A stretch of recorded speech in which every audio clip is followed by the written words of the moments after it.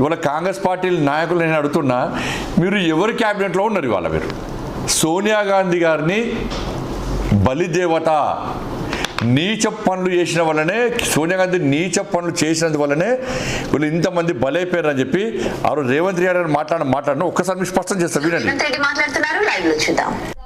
గుడి కట్టండి, బలిదేవత అని చెప్పి ఆమెకు బిరుదు ఇవ్వండి, అప్పుడు సరిగ్గా సరిపోతుంది. ఆమె నైజానికి, ఆమె చేసిన నీచమైన పనులకు 1000 మందిని బలి తీసుకున్నందుకు ఈ పార్టీ వాళ్ళు చేసే పనులు కూడా తెలంగాణ ప్రజలకు కళ్ళగట్టినట్టుగా ఉంటది.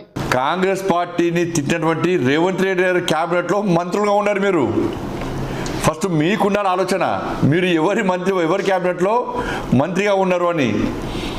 మీ సోనియా గాంధీ తిట్టినటువంటి రేవంత్ రెడ్డి గారి క్యాబినెట్ లో మంత్రులుగా ఉంటూ ఈరోజు భారతీయ జనతా పార్టీని ఇవాళ తెలంగాణ ఉద్యమకాలను దేశభక్తులతో పోల్చినటువంటి సందర్భాన్ని వక్రీకరిస్తూ మీరు మాకు వ్యతిరేకంగా స్టేట్మెంట్ ఇస్తే మీ నిజాయితీ ఏంది, మీ నియత ఏంది, మీ కమిట్మెంట్ ఏంది, మీ పార్టీ ఏంది? అసలు మీ పార్టీ ముఖ్యమంత్రి ఎవరు? తెలంగాణ ఉద్యమాన్ని వ్యతిరేకించిన వ్యక్తి.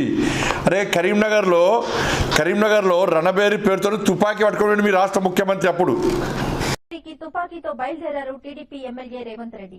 హైదరాబాద్ నుంచి వెళ్లిన రేవంత్ వెంట వరంగల్ జిల్లా మాజీ ఎమ్మెల్యే నరేందర్ రెడ్డి ఉన్నారు. తుపాకీతో ఎందుకు బయలుదేరుతున్నారని మీడియా ప్రతినిధులు ప్రశ్నిస్తే సరదాగా అంటూ సమాధానమిచ్చారు రేవంత్ రెడ్డి.